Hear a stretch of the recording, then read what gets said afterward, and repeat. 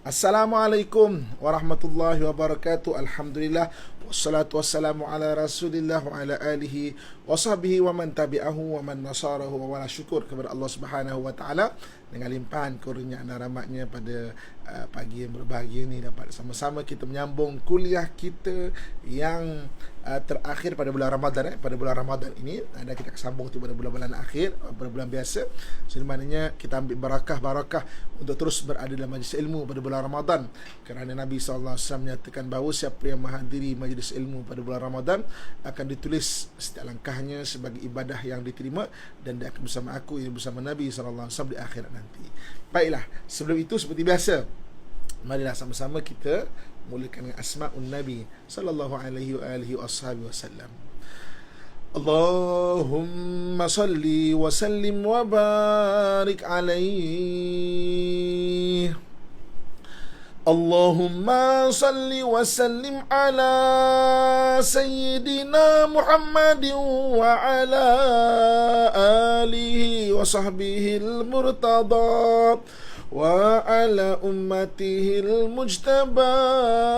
Allahumma salli wa sallim ala Sayyidina Muhammadinil Mustafa Muhammad Ahmad Hamid Mahmud Ahyad Wahid Mahin Hashir Aqib Taha Yasin Tahir Mutahara Tayyib Sayyid Rasul Nabi Rasul Rahmah Kusam Jami' Mukafi Rasul Malahim Rasul Raha Kamil Iklil Muddathir Muzamil Abdullah Habibullah Safiyullah Najiyullah Kalimullah Khatimul Rusul Khatimul Anbiya Muhyi Munji Muzakir Nasir Mansur Nabiyu Rahmah Nabiyu Taubah Harisun alaikum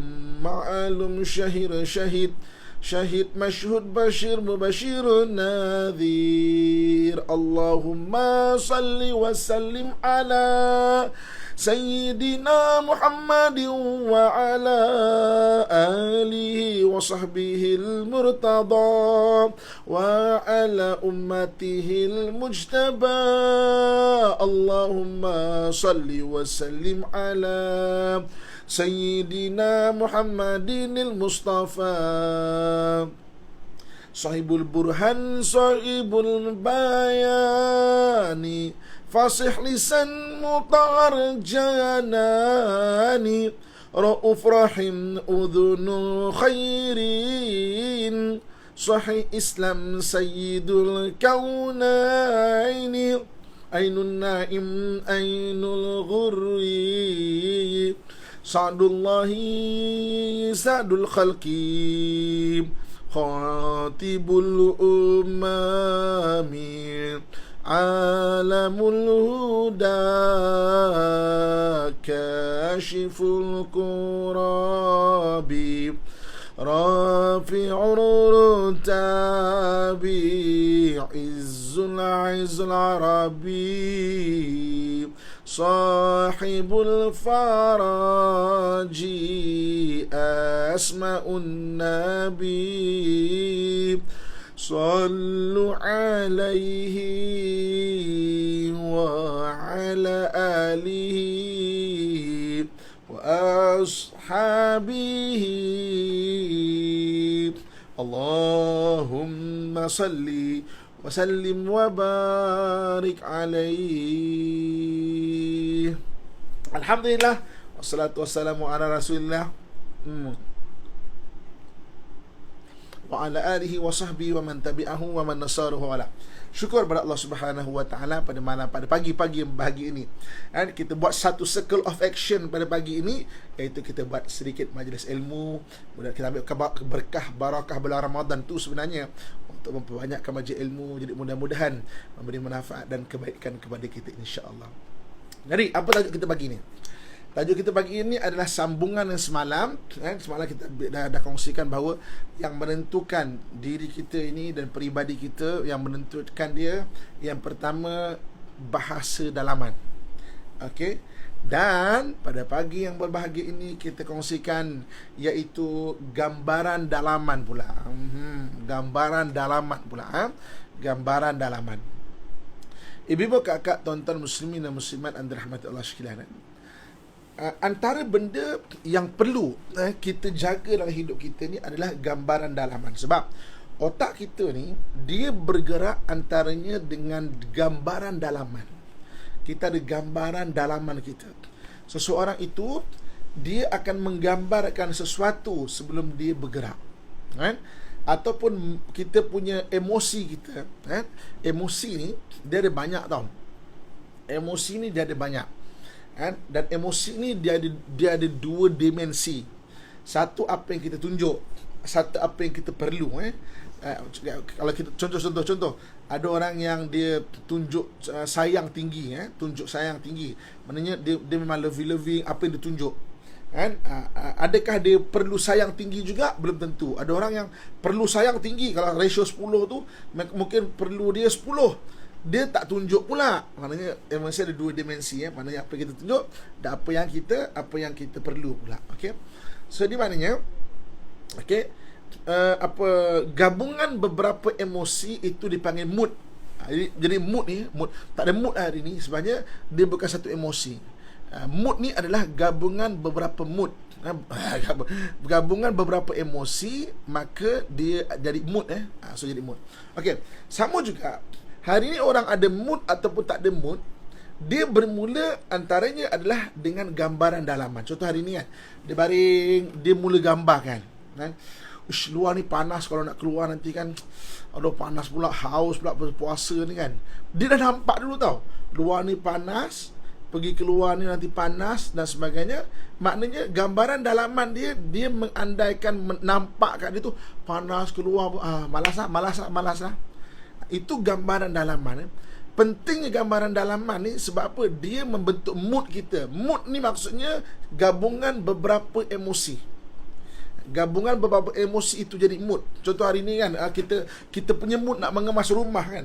Kenapa kita nak mengemas rumah kan? Selain daripada bahasa dalaman, kita ada gambaran dalaman. Kita nampak dulu store kita tu. Kalau bersih ni macam gini bagus ni. Oh, kalau dia kata dapur kita bersih macam ni bagus ni. Kalau macam ni bagus. Kita dah nampak dulu. Maka kita nampak, oh bestnya kan. Bestnya. Kita akan bentuk mood.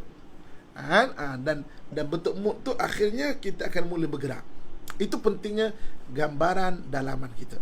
Sebab itu ibu-ibu, akak-akak, tuan-tuan muslimin dan muslimat yang dirahmati Allah sekalian, kan? Okey.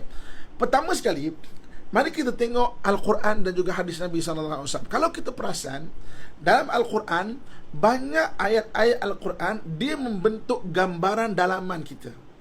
Al-Quran dia membentuk gambaran dalaman kita, kan? Macam mana contohnya? Antaranya adalah kisah para anbiya, kisah Nabi. Contoh dalam dalam surah Yusuf. Ibu-ibu, kakak, tuan-tuan sekalian, surah Yusuf ni satu surah yang Allah Subhanahu wa taala sebut ahsanal qasas. Nahnu naqussu alaika, kami kisahkan, kami ceritakan kepada kamu itu adalah sebaik-baik kisah. Sebab tu dia banyak kisah-kisah bagus. Dia cerita dengan kisah Nabi Yusuf.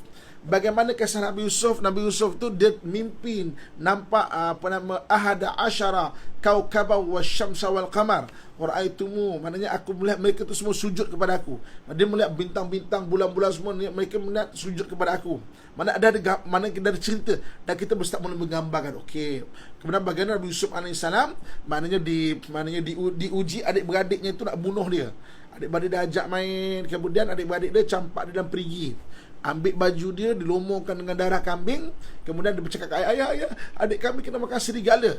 Jadi apabila kita bercerita, kita baca surah Yusuf, maka kita kan boleh menggambarkan bagaimana hasad dengki orang sekeliling tu. Dia boleh buat apa saja. Dan Nabi Yaqub, ayah dia Nabi Yaqub sebenarnya tahu daripada awal lah. Kan? Okey, kemudian dengan takdir Allah Subhanahu wa taala, Nabi Yusuf alaihissalam dibawa pergi ke Mesir. Daripada sekitar Palestin bawa pergi ke Mesir. Kita pun nampak, bawa ke Mesir kan. Dibesarkan dalam keluarga ayah angkat dia satu orang menteri. Namanya Abdul Aziz, kan, menteri. Menteri ni ada isteri namanya Zulaikha. Kan? Zulaikha ni maknanya membesarkan Nabi Yusuf alaihissalam, dan akhirnya dia jatuh hati Nabi Yusuf. Sebab Nabi Yusuf tu cantik sangat. Kita boleh gambarkan. Kemudian orang-orang Mesir mengata dia, apa lah kau ni, dengan anak angkat kau pun kau syok ke? Okay, tak apa. Kan? Dia panggil semua orang-orang apa Mesir, perempuan kat Mesir. Kemudian orang perempuan kat Mesir semua, isteri ke dara ke apa semua, dia buat satu kenduri. Kenduri itu dia punya cara ni macam masak sendiri lah ya. Macam masak sendiri, ada buah, ada apa, okey, semua dia bagi pisau apa semua. Ketika semua tengah pisau makan buah apa semua, tiba-tiba dilalukan Nabi Yusuf AS. Mereka semua kata, mahazal bashar, ini manusia kan? Ini apa punya manusia ni? Cantik sangat. Nabi Yusuf cantik kan? Nabi Yusuf, Allah kurniakan dia handsome sangat kan? Handsome sangat. Sampai maknanya potong tu nasib baik pisau tu tak tajam. Maknanya tak sini. Luka ni tangan ni. Betul-betul. Mahazal bashar, maknanya cantiknya. Nabi Yusuf AS cantik dia. Punya cantik rewang, dia buat rewang. Okey. Nabi Yusuf ni mukjizat dia punya cantik, ibu bapa kakak sekalian. Cuba kita bayangkan, nampak tak? Cuba kita bayangkan tu adalah gambaran dalaman. Punya cantik Nabi Yusuf AS, kalau dia duduk di sebelah orang tak handsome, orang tak handsome ni pun jadi handsome. Beza kita kan, kita ibu-ibu akak-akak yang cantik kan, Allah punya kecantikan, atau kita lah sebagai orang lelaki yang cantik. Maknanya kalau kita ni cantik, kita duduk sebelah orang tak cantik, apa jadi? Kita cantik, kita duduk sebelah orang tak cantik, kita ni akan bertambah-tambah cantik lagi. Orang tak cantik sebelah ni akan bertambah-tambah susut nilai dia. Kita kan. Katakanlah kita ni tidak kurus, bukan gemuk sensitif. Gemuk sensitif. Maksudnya katakan kita ni adalah orang yang tidak kurus, tidak kurus. Dan kita duduk sebelah orang kurus, apa jadi? Kita akan nampak bertambah-tambah lagi. Kita akan nampak macam gitu. Dan orang kurus akan bertambah-tambah nampak kurus dia. Sebab tu kalau nak rahsia cantik, sebenarnya bukan berbedak-bedak gini. Rasa cantik, berjalanlah dekat tepi kawan-kawan yang tak cantik. Nanti kita akan nampak cantik. Sebab tu pengantin.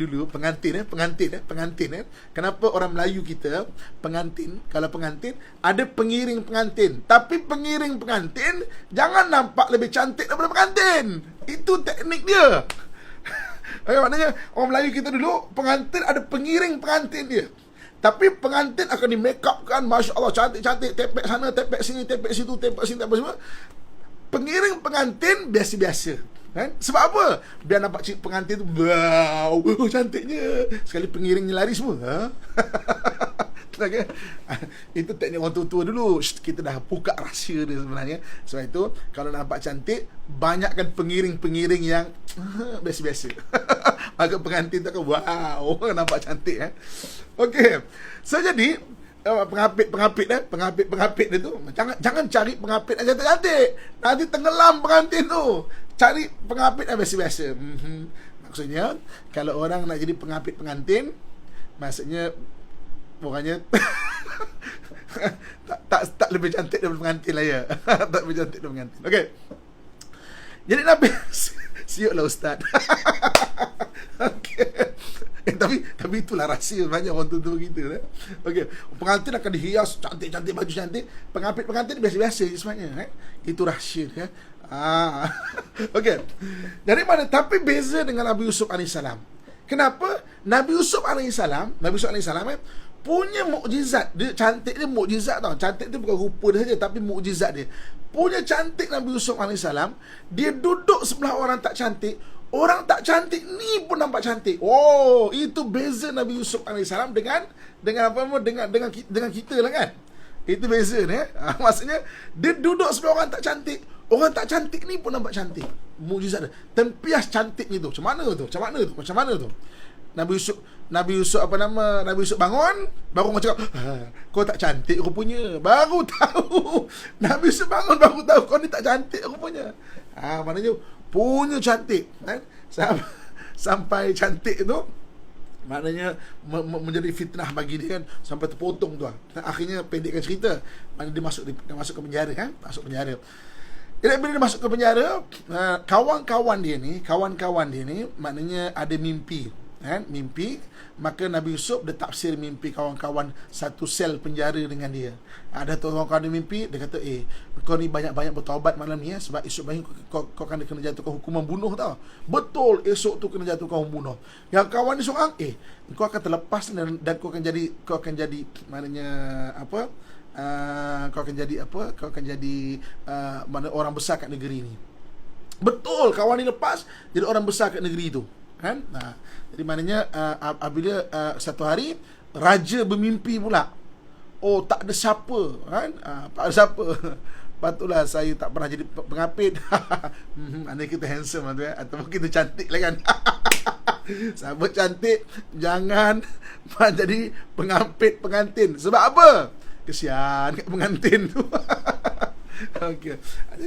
Sebab tu biasa mak bidan akan pilih tau. Ni dulu bercerita tau. Sekarang semua orang syok-syok nak jadi pengapit pengantin kan.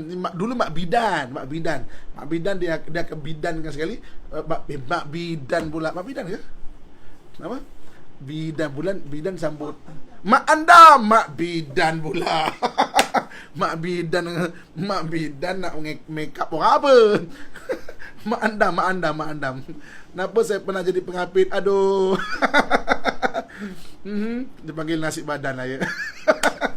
Mak andam, mak bidan sampai baby. Silap. Mak andam tersilap lah pula. Aduh. Ataupun kecuali kalau mak bidan tu dia sapu semua job. Sapu semua. Dia lah mak bidan, dia lah mak andam. Wow. Maklumlah kan. Maksudnya okay. Ibu kakak tuan-tuan muslimin dan muslimat Allah sekalian. Okey. Confuse kejap. Sambung tadi, kan?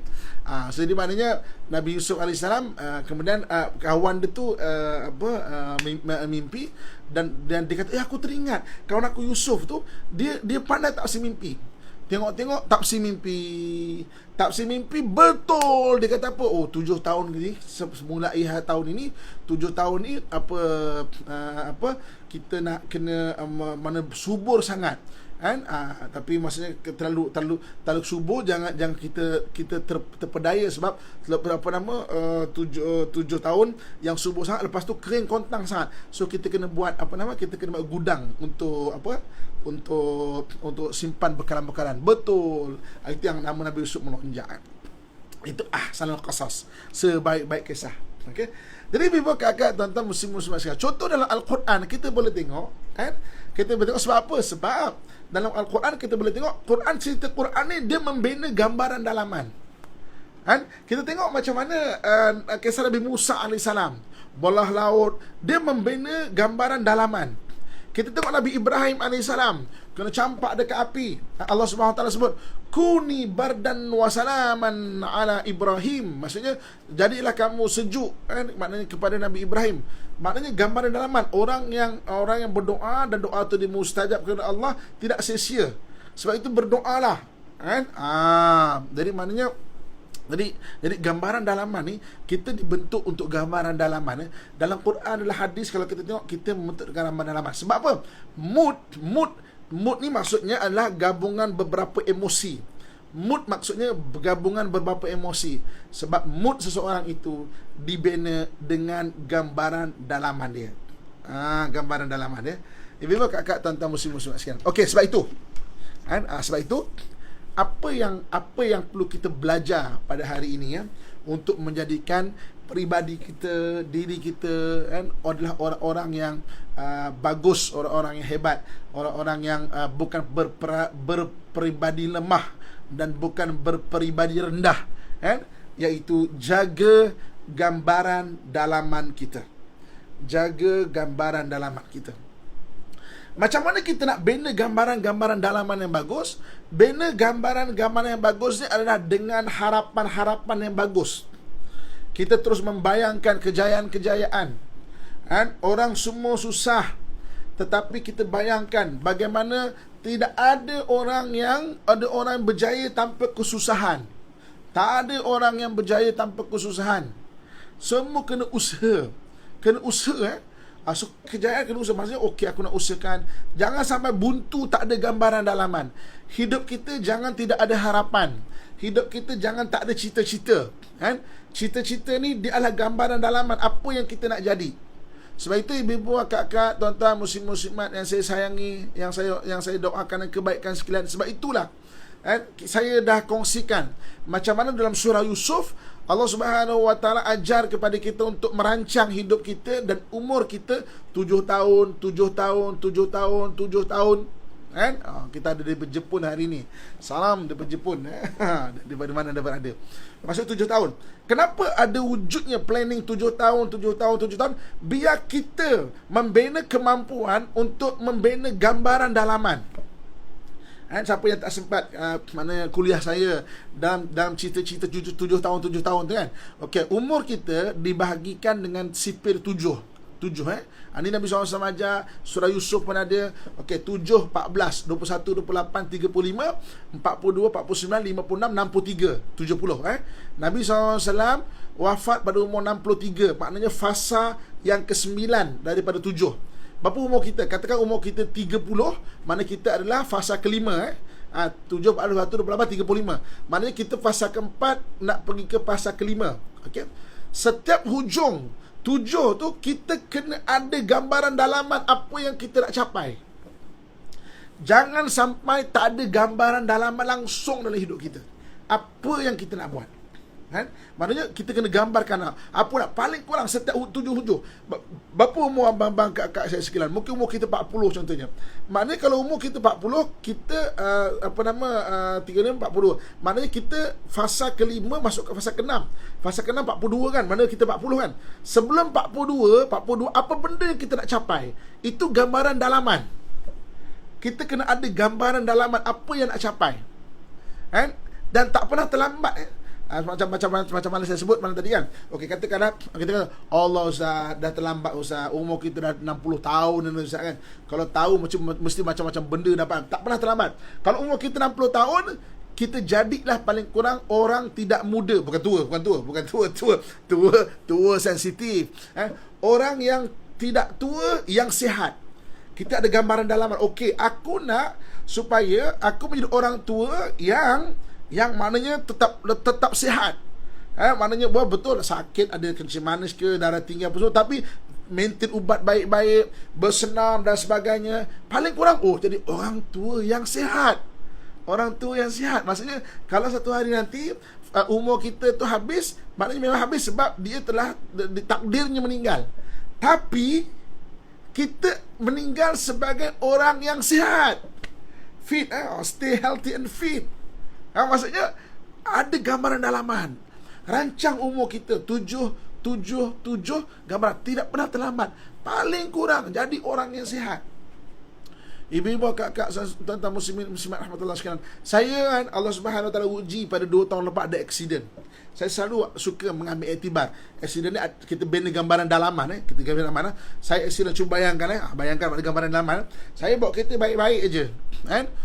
Tiba-tiba ada satu bas laju sangat.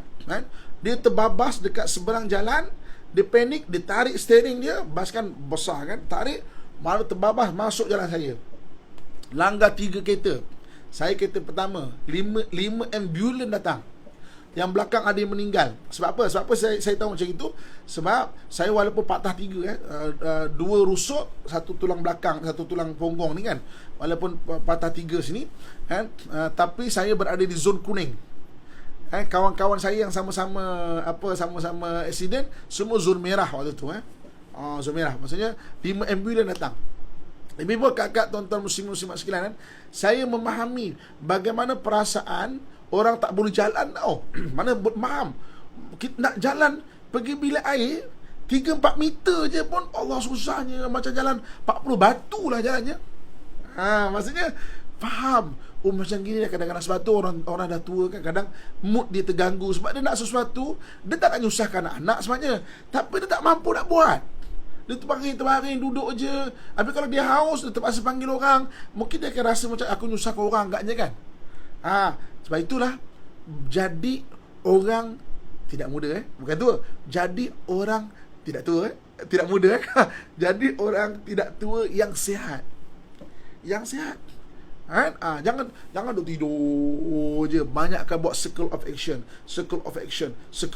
dalam hidup kita. Circle of action. Bina gambaran dalaman dengan wujudkan cita-cita berdasarkan 7. Berdasarkan 7. So kita kena rancang daripada sekarang. Kan? Bagi abang-abang, ayah-ayah, kakak sekalian, daripada sekarang jaga makan. Allah Subhanahu Wa Taala sebut kulu mimma razaqakumullahu halalan thayyiba. Makanlah kamu dari apa yang bagus-bagus yang Allah rezekikan kepada kamu, yang halal lagi baik. Beli vitamin. Vitamin, sebab vitamin ni benda yang kita tak boleh generate dalam diri kita sendiri. Kita tak boleh beli vitamin. Usahanya makan halal lagi baik. Makan vitamin, makan halal yang baik, maknanya yang baik, bagus. Kalau sakit, belanja sakit lagi mahal daripada harga vitamin tu. Tapi kalau kita makan vitamin, makan susu, minum susu, benda yang bagus-bagus, dia memberi kesihatan kepada kita. Saya jaga rumah kebajikan HIV kan, dan saya ramai juga kawan-kawan yang ada rumah kebajikan. Okey. So jadi saya ramai kawan-kawan rumah kebajikan. Saya ada kawan sahabat baik mengasaskan rumah orang tua. Macam mana jaga orang tua-tua, macam saya jaga rumah orang HIV kan, macam Muslim ni adalah maknanya bagi makan makanan sunnah dan juga vitamin. Jadi mana antibody tu akan naik, akan tinggi. Maknanya kita pun sama juga. Jangan tunggu dah sakit baru nak makan sekarang ni. Makan betul sauda, minyak zaitun kan. Sebab apa? Kita nak gambarkan aku besok dah jadi orang tua yang sihat, alhamdulillah. Orang tua yang tak sakit gigi. sakit gigi sikit sangat. Okey, maknanya boleh bergerak, boleh jalan. Vision ni maknanya vision ni sebenarnya adalah gambaran tau. Dan kita akan maknanya bergerak mengikut gambaran dalaman kita. Sebab gambaran dalaman dia membentuk mood. Apa maksud mood? Mood ni adalah emosi, gabungan beberapa emosi. Contoh katakan kita tak ada gambaran dalaman, otak tu kosong, kita tak ada cita-cita, kita tak ada apa nak buat, maka kita tak akan buat apa-apa lah. Kita tak buat apa-apa. Okey, saya nak jadi sukarelawan, insya-Allah sukarelawan. Saya, ibu kakak tuan-tuan sekalian, sejak tahun 2005, arwah ayah saya rahmatullah alaih, dia berpesan tau. Dia meninggal 2004. Dia pesan, dia kata, Amin, nama saya Muhammad bin Abdullah, Amin ni nama keluarga. Dia kata, Amin, besok kalau kau habis belajar kan, kau kerjalah apa kau nak kerja. Kau kerja orang Johor, kau kerja lah apa kau nak kerja. Okay, kau kerja lah apa nak kerja, tapi kau ziarah ulama'-ulama'. Siapa yang kau tahu dan kau boleh pergi minta belajar sepatah ilmu daripada dia pun tak apa. Jadi sejak 2005 saya memang jadi kebiasaan saya akan pergi, dan bukan saja kat Malaysia, kat luar negara at least setahun sekali.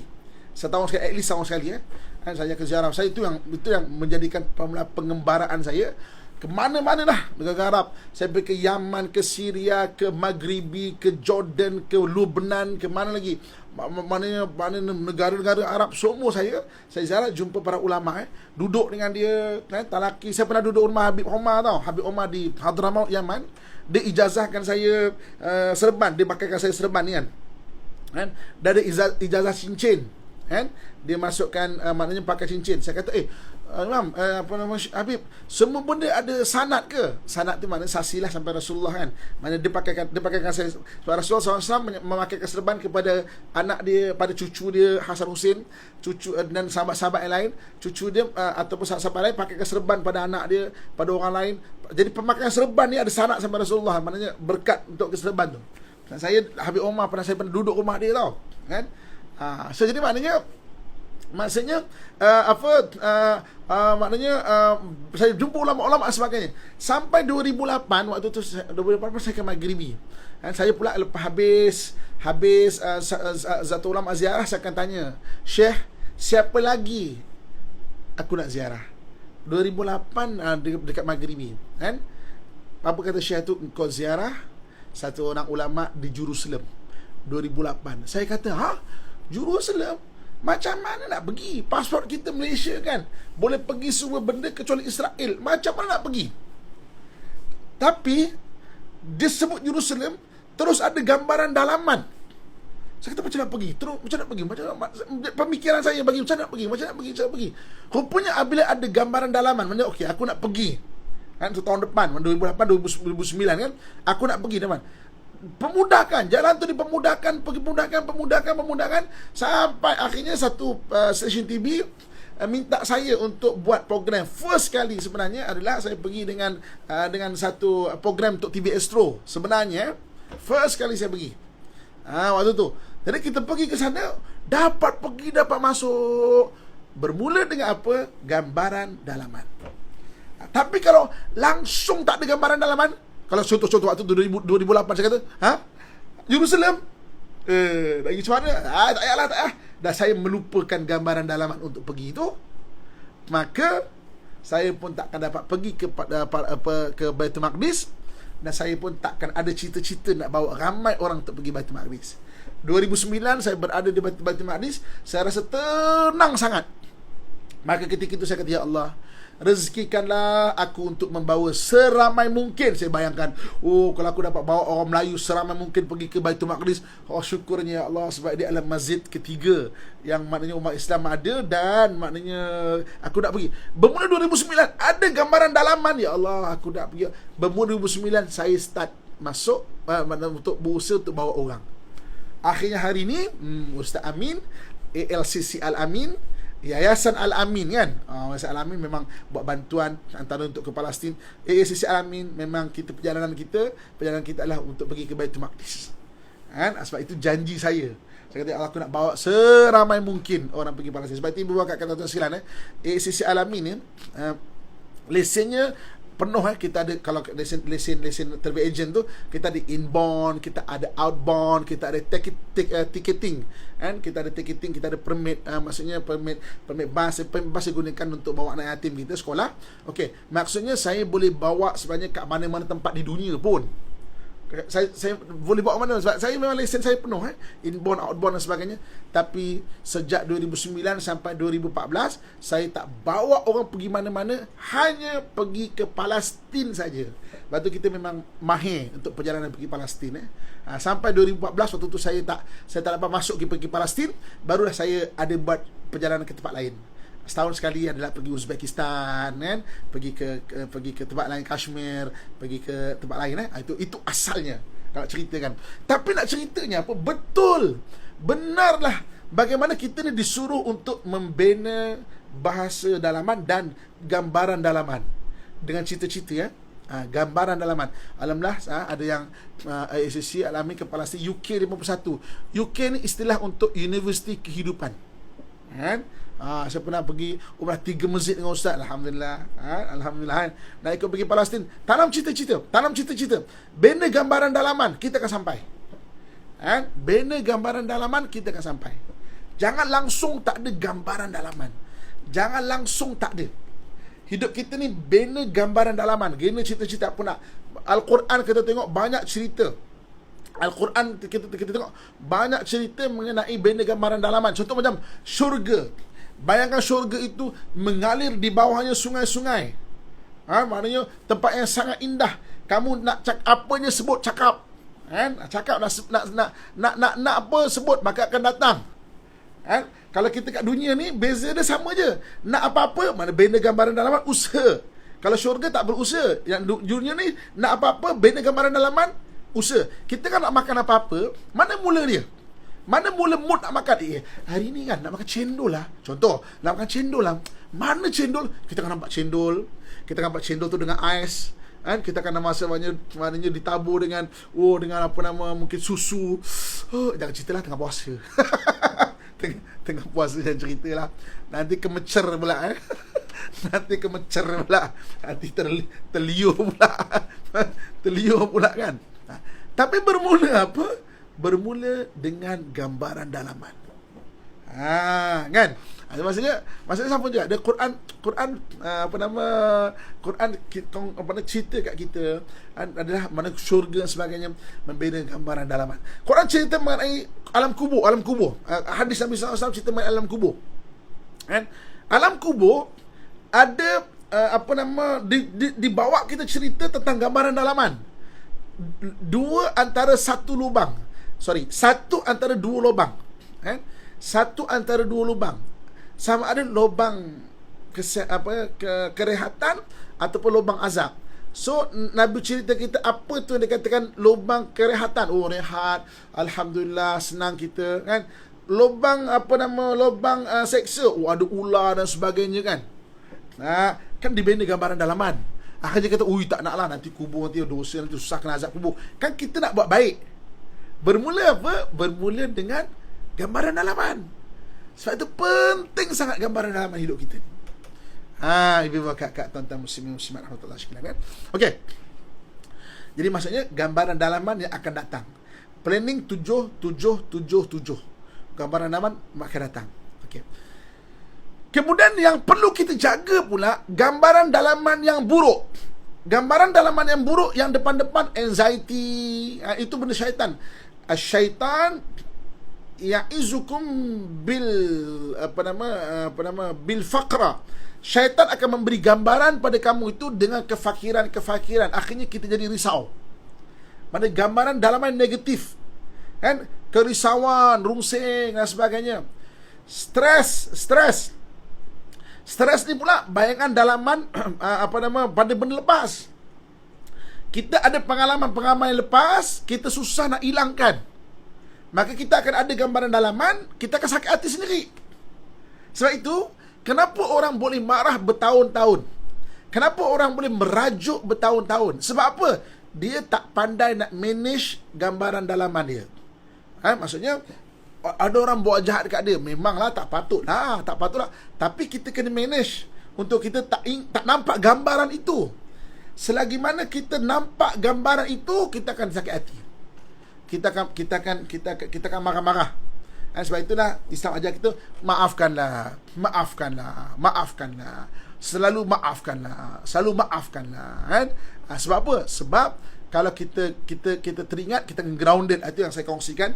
3 benda akan grounded kita mengeluh. Mengeluh sebab apa? Gambaran dalaman panaslah. Ada gambaran dalaman macam tak puas hati. Menyalahkan orang lain, kita akan nampak dia punya salah lah. Dan kita akan nampak, salah dia macam ini, salah dia macam ini. Dan juga mendongkol tu maknanya bengkak hati, ataupun mendongkol ni kita pendam yang negatif, kan. Kalau tak melupa, memaafkan dan melupakan 2 benda berbeza. Tapi belajar untuk manage lupakan. Supaya apa? Supaya kita lebih positif. Selagi mana kita teringat gambaran tu, kita akan merajuk. Selagi mana kita teringat benda tu, kita akan sakit hati. Apabila sakit hati, dia akan mengambil masa kita. Sakit hatilah tu termasuk dalam mendongkol tu. Dia akan mengambil masa kita dan membazir masa kita. Masalahnya, kita nak gunakan masa kita untuk banyak buat circle of action. Maknanya kita nak banyakkan gunakan masa kita untuk banyak buat circle of action. Okay.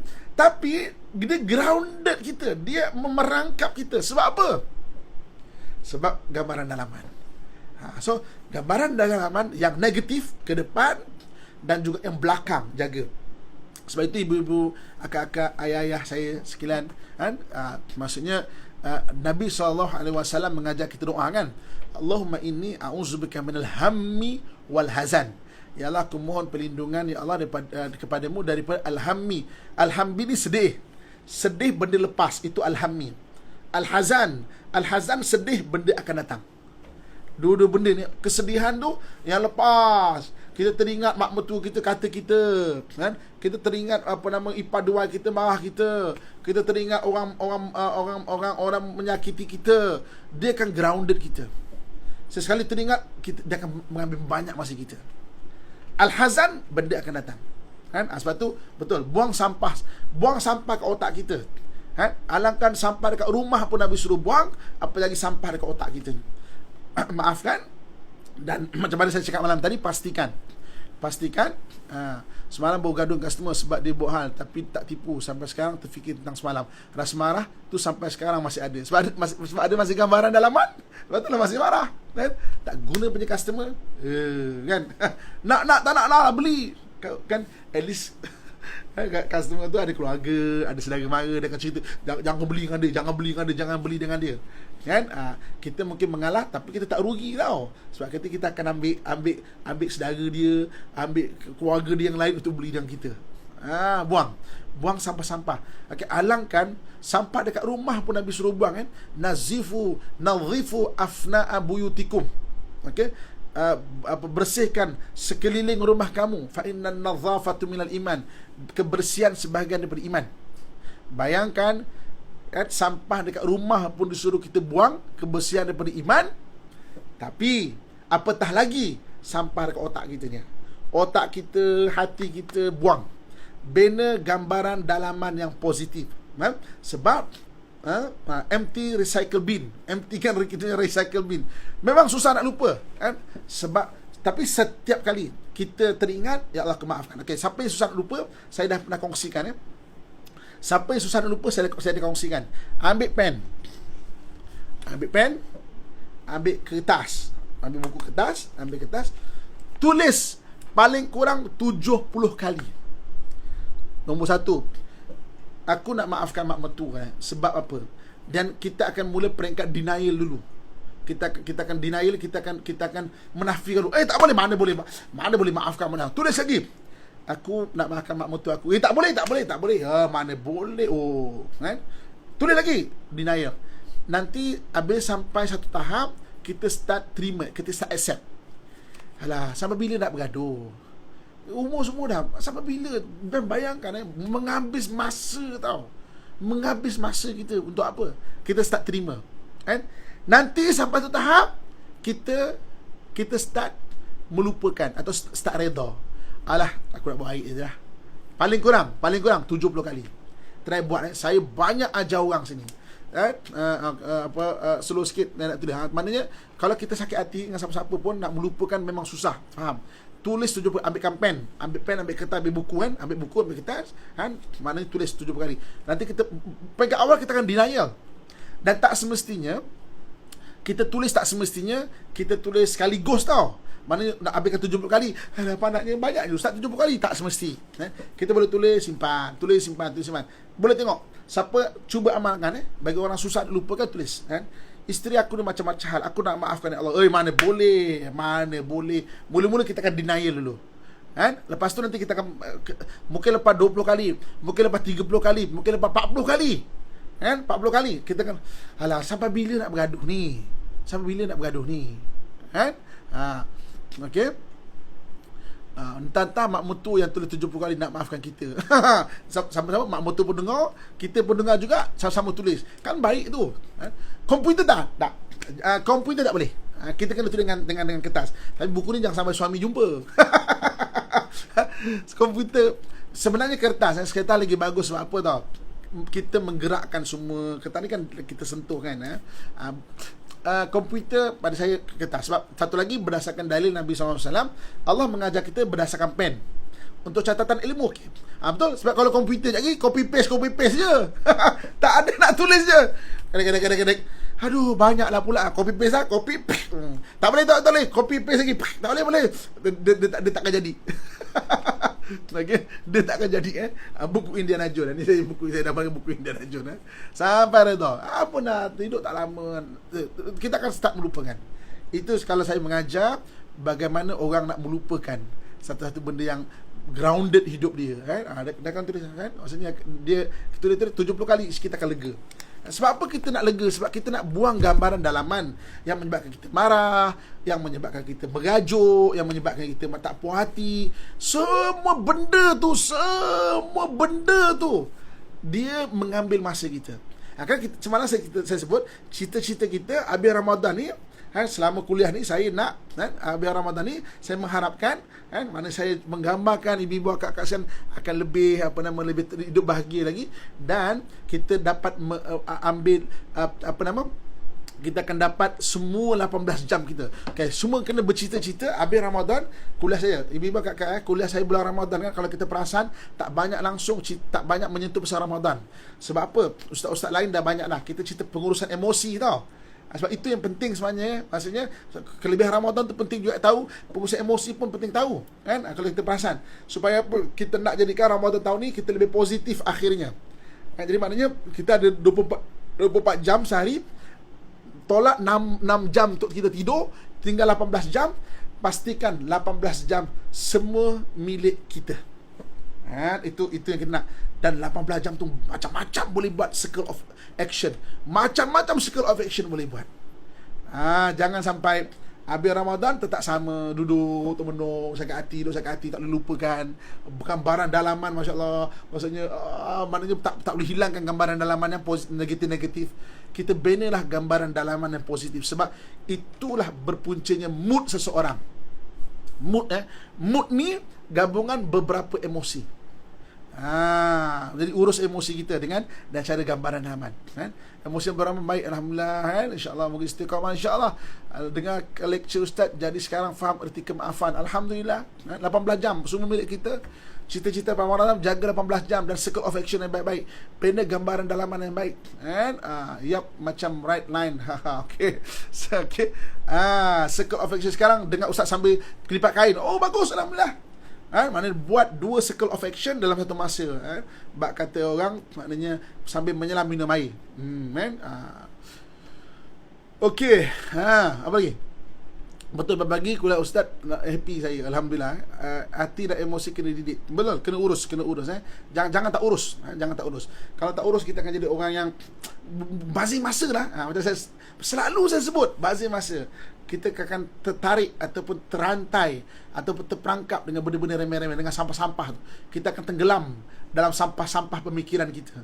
Kan? Kita akan tenggelam. Bila kita tak puas hati, bazir masa kita. Pastikan, kan? Bermula esok, kan? Semua 18 jam milik kita. Jangan, dan banyakkan circle of action. Hindarkan mengeluh, menuding menyalahkan orang lain, dan juga mendongkol. Maknanya sampai-sampai kemas, kan? Maksudnya, kan, kita akan berhadapan dengan berbagai-bagai ujian yang akan memerangkap kita. Kita tak boleh nafikan benda itu, sebab manusia ni adalah ujian akan memerangkap kita. Tapi jangan sampai menjadikan kita mengeluh, mendongkol ataupun menyalahkan orang lain, kan? Okey, maksudnya kita akan berusaha untuk benda yang baik, kan? Lepas raya, insya-Allah, lepas Ramadan saya akan buat banyak lagi. Selagi mana ada PKP, selagi itu kita nak ambil barakah majlis ilmu tu. Insya-Allah, kan? Saya ajar pasal kehidupan. Saya suka ajar pasal kehidupan. Saya suka mengajar pasal universiti kehidupan. Kan? Setiap benda tu adalah adalah pelajaran yang bagus bagi kita tu, kan? So lepas Ramadan insya-Allah akan ada lagi. Okay, so jadi at least saya minta semua tolong, kan? Taklah saya duk dah lebih 30 hari ni bobe duk sore, bobe tu gak maknanya bercakap tapi kita kita pun tak buat apa-apa, kan? Tak, at least kita kena ada satu cita-cita, mana 7 tu tadi, at least, kan? Okay, sebelum aku 7 seterusnya, aku nak bersihkan segala sampah-sampah dalam badan aku ni, kan? Aku bersihkan semua sampah-sampah dalam badan ni. Sebelum 7 seterusnya, kita akan lebih tenang. At least ada gambaran dalaman, ada cita-cita. InsyaAllah kita akan menuju kepada cita-cita kita itu. Dan betul lah kata Nabi SAW, innamal a'malu binniyat. Sesungguhnya segala perkara itu bermula dengan niat. Niat tu mana gambaran dalaman tau. Niat itu gambaran dalaman, kan? Sahaja aku puasa esok hari, kan nampak kita akan puasa, kan? Kalau kita bercakap tanpa niat, mana bercakap tu tanpa ada gambaran dalaman, kan? Dan itu yang innamal a'malu binniyat, segala semua perkara bermula dengan niat.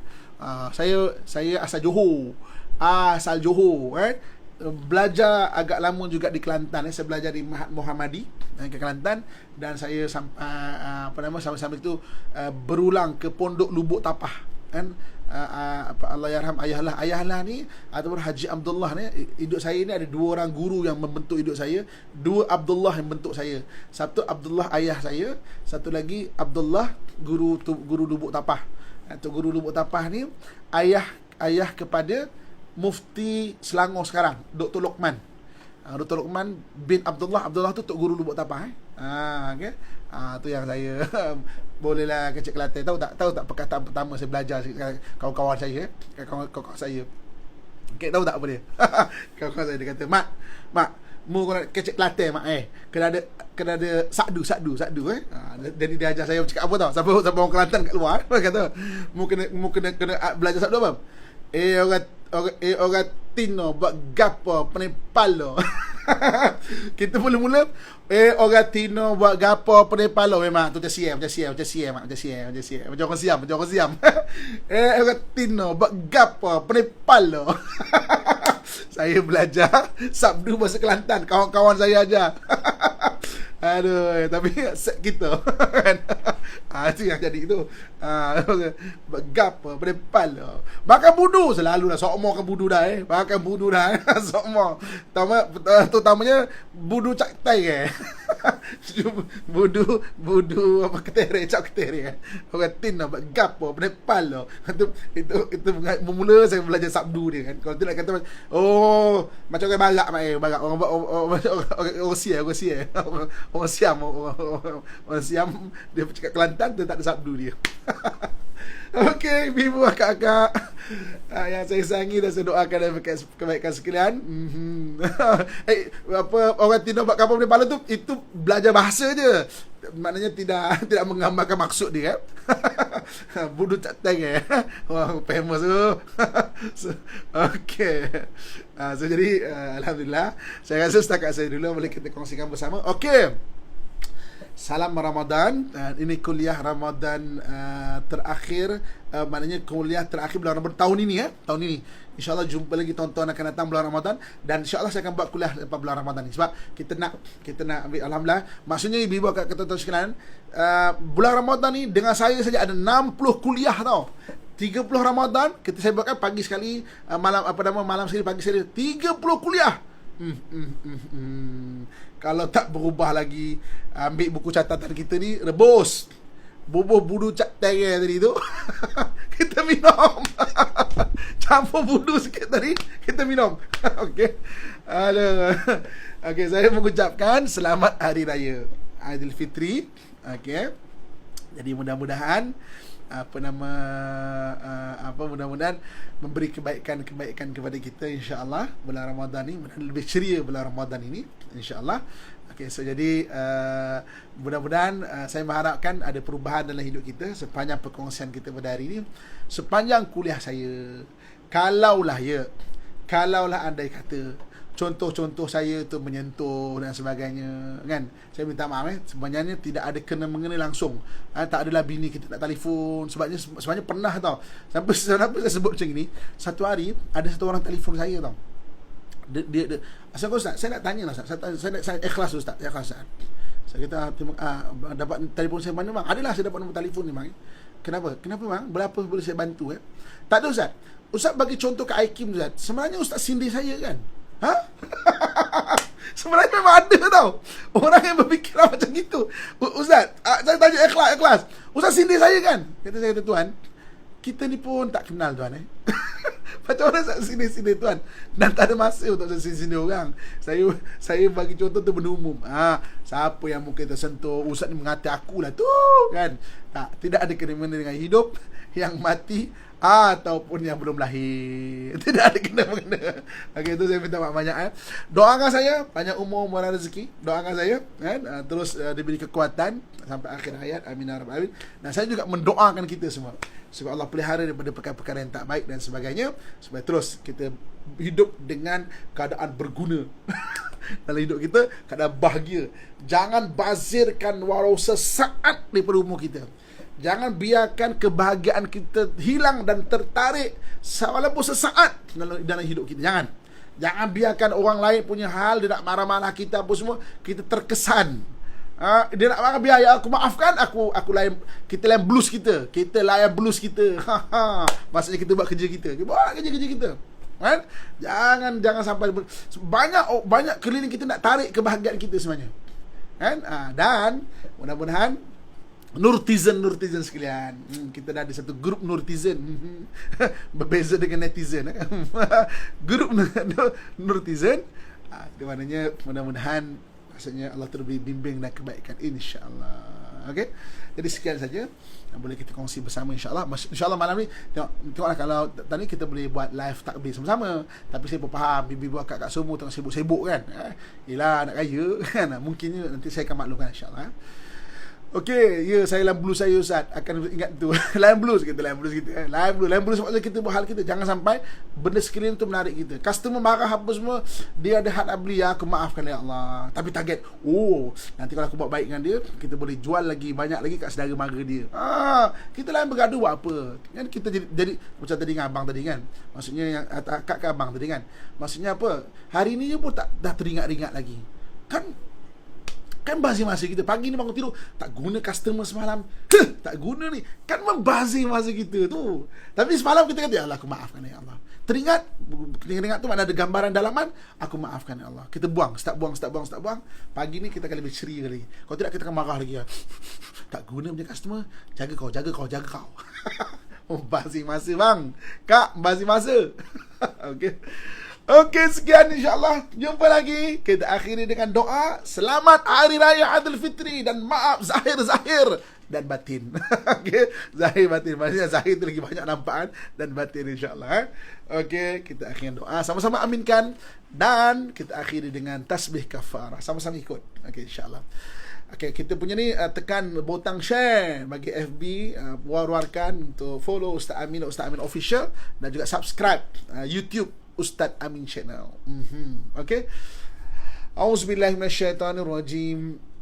Bismillahirrahmanirrahim. Alhamdulillahirabbil alamin wassalatu wassalamu ala asyrafil anbiya'i wal mursalin wa ala alihi wasahbihi ajmain. Ya Allah, ya Tuhan kami, ampunkan segala dosa dan kesalahan kami, ya Allah. Bantulah kami memperbaiki diri kami, ya Allah. Tutuplah keaiban-keaiban kami, ya Allah.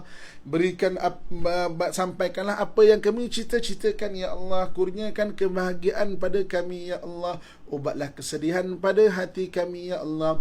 Ya Allah, ya Tuhan kami, kurniakanlah keselamatan kepada kami dan kepada seluruh yang menonton dan mendengar perkongsian kami, ya Allah. Hindarkan kami dari segala mara bahaya, ya Allah. Dari hasad dengki manusia yang menghasad, ya Allah. Dari kezaliman manusia yang jahat, ya Allah. Daripada gangguan jin dan syaitan, ya Allah. Daripada penyakit yang berjangkit, ya Allah. Daripada perkara yang tidak mampu kami tanggung, ya Allah. Barikillahumma lana fi syahri Ramadan. Barikillahumma lana fi syahri Ramadan. Barikillahumma lana fi syahri Ramadan. Birahmatika ya arhamar rahimin. Wa sallallahu ala sayyidina wa maulana Muhammad wa ala alihi wa sahbihi ajmain. Subhana rabbika rabbil izzati amma yasifun.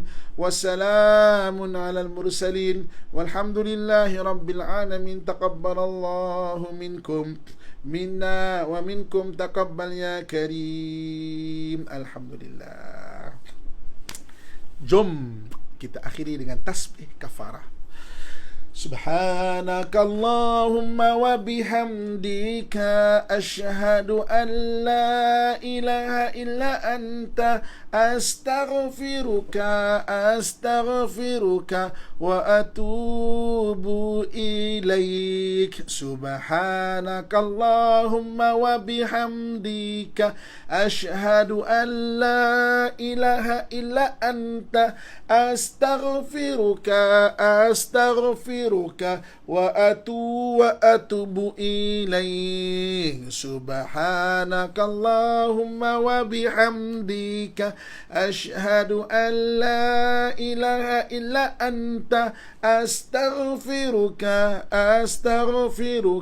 wa atubu ilaik. Wal asri innal insana lafi khusrin illa alladhina amanu wa amilu salihat wa tawasaw bil haqq wa tawasaw bis sabr. Sadaqallahul azim. InsyaAllah jumpa lagi malam ni ada. Walaupun sekejap, kita tetap ambil barakah majlis ilmu. Malam ni ada, insyaAllah. Okey, jumpa malam ni, insyaAllah. Sekian. Assalamualaikum warahmatullahi wabarakatuh. Selamat Hari Raya semua.